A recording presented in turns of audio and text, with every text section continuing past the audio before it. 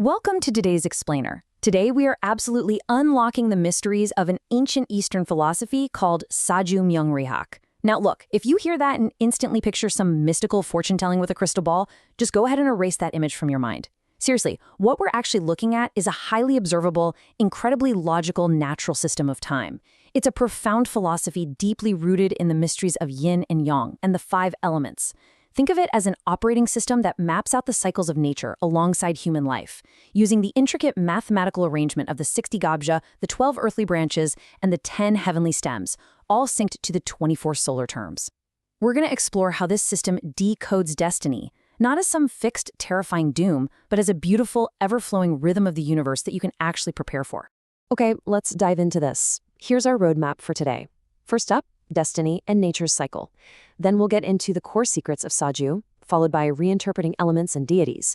After that, we'll decode the 60 cycle and times rule, explore timing and life's changes, and finally wrap it all up with living your own season. Let's get started. Section 1.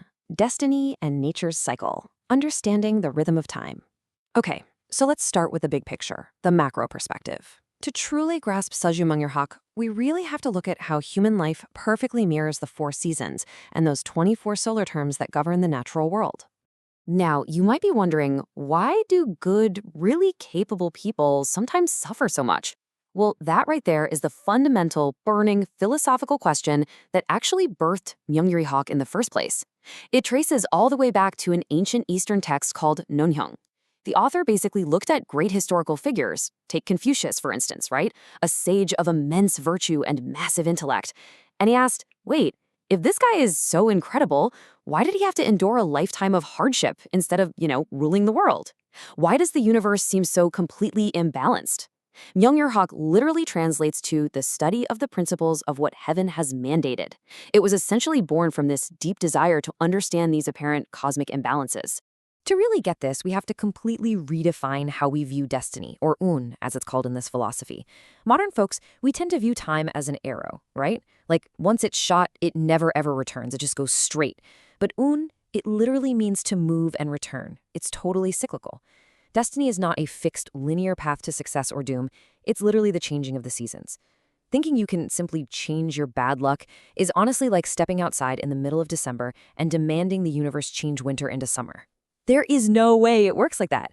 Instead, we have to learn to recognize and smoothly navigate our current season. Section 2, Core Secrets of Saju, decoding the mechanics of your birth. So, how do we actually read these seasons?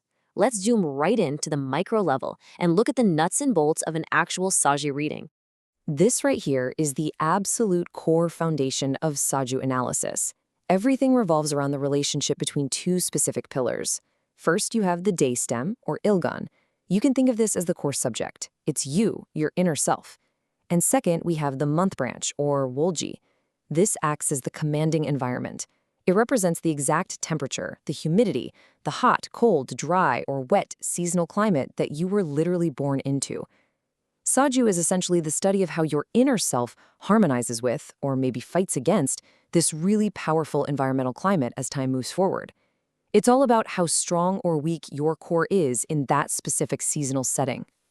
Section 3. Reinterpreting elements and deities, myth-busting ancient symbols in the modern world.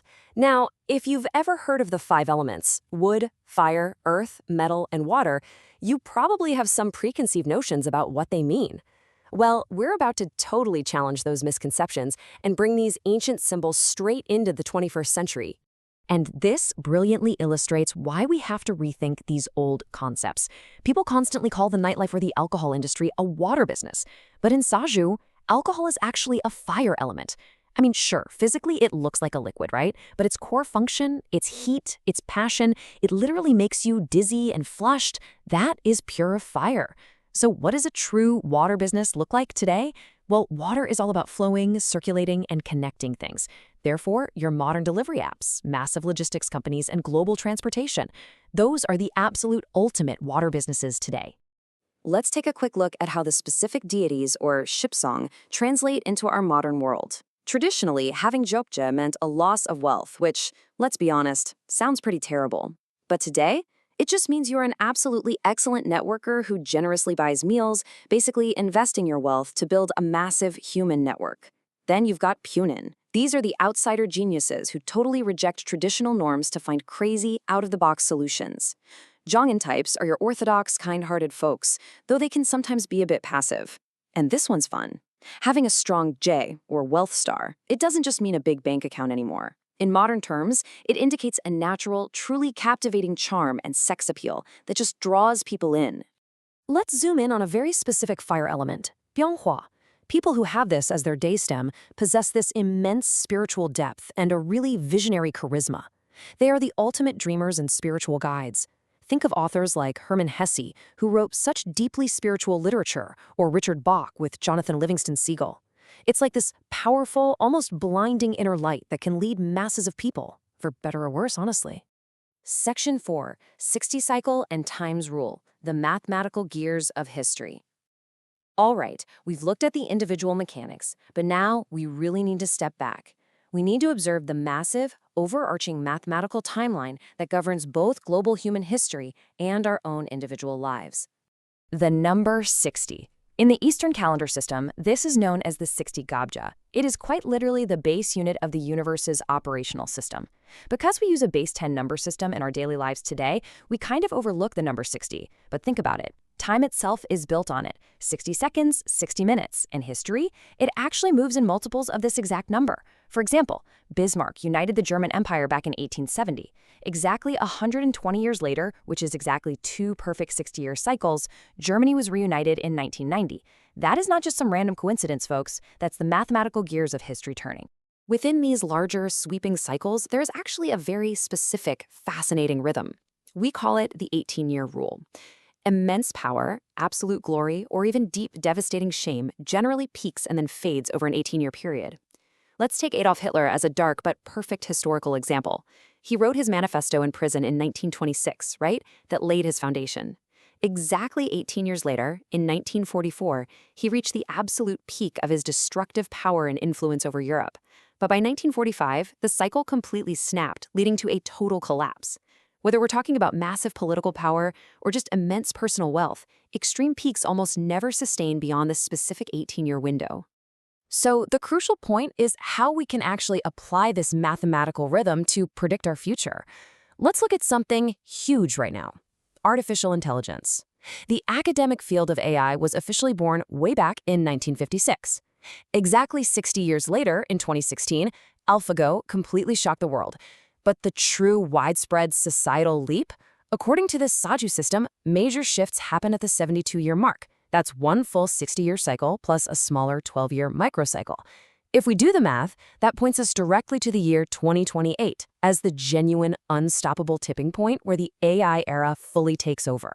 Pretty wild to think about, right? Section 5, Timing and Life's Changes. Predictable patterns in human behavior. Now, I know this all sounds very grand and historical, but let's pivot to highly practical, everyday applications. How exactly do these time cycles affect our daily anxieties and human behavior? Believe it or not, Saju provides incredibly comforting, heavily structured timelines for our everyday decisions. For instance, if you start dating someone new, that pure, totally blind honeymoon phase, it lasts exactly 3 months or 100 days before reality inevitably sets in. What if you start a brand new business? You absolutely shouldn't judge its success after just 1 year. 24 months is the crucial make-or-break checkpoint for survival. And what if you're agonizing over whether to stay in a really difficult marriage or a super stressful job? The definitive moment where the answer usually becomes undeniably crystal clear actually arrives right at the 6-year mark. And this brings us to a really major myth that we absolutely need to debunk. People so often fear a clash, or chung, in their Saji reading. They instantly think it means utter disaster or ruin. But guys, a clash is simply a necessary, critical intersection for major life transformation. Think of it kind of like a critical patient in the ER. If they can just survive those first few critical days of crisis, their body fundamentally stabilizes. A clash is exactly that. It's a critical turning point, a hurdle that quite literally forces you to change, to adapt, and ultimately just survive into a completely new, upgraded phase of your life. Section 6. Living your own season. Navigating your current phase of life. So, with all this incredible knowledge about cycles, elements, and timing, how do we bring everything together? Well, it all comes down to acting appropriately depending on exactly where you are in your own personal 60-year cycle. Now, what's really interesting about this slide is understanding exactly how to navigate these personal seasons. Take spring, specifically the period known as somin. This is when you finally start showing your sprouts and your real potential. People often just sit around waiting for a nobleman, like a helper or a mentor, to magically appear out of thin air. But noblemen don't just appear randomly. They show up when you are working fiercely during your spring. They see your bright green sprouts popping up, and they decide, yes, I want to invest in this person. Summer is all about your peak energy and expansion, kind of like South Korea's massive explosive economic boom back in 1987. But what about winter? Listen, winter is for rest. You absolutely do not try to plant seeds in the freezing snow. Navigating your season properly requires embracing the philosophy of Wu Wei, or essentially non-action. It means letting the fruit naturally drop only when it is perfectly ripe. For example, if your child is really struggling in their winter season, forcing them into some rigorous study abroad program is literally only going to cause harm. You just have to be patient and wait for their spring. And for yourself, stop obsessing over trying to fix all your flaws. In Saju, a flaw is very often just a massive strength that simply hasn't met its proper timing yet. Also, recognize that extreme, rapid success often triggers big generational conflicts. And hey, if you currently find yourself in the deep winter of your life where it feels like nothing is growing, please don't despair. Use this beautifully quiet time to cultivate a really deep, meaningful hobby that will sustain your soul until your next cycle finally begins. And that brings us to the ultimate question for today. 사주명리학 is definitely not about predicting the exact Tuesday you're going to win the lottery. It is an elegant, incredibly natural framework designed to give you profound perspective on the whole flow of your life. Once you stop fighting the natural temperature of your environment and you actually start working with it, literally everything changes. So I want you to take a moment today to really reflect. Look back at the rhythm of your recent years. Which season is your life currently passing through? Are you exhausting yourself fighting the winter, or are you smartly preparing your soil for the coming spring? Think about it. Thanks so much for joining me on this explainer, and I'll catch you in the next one.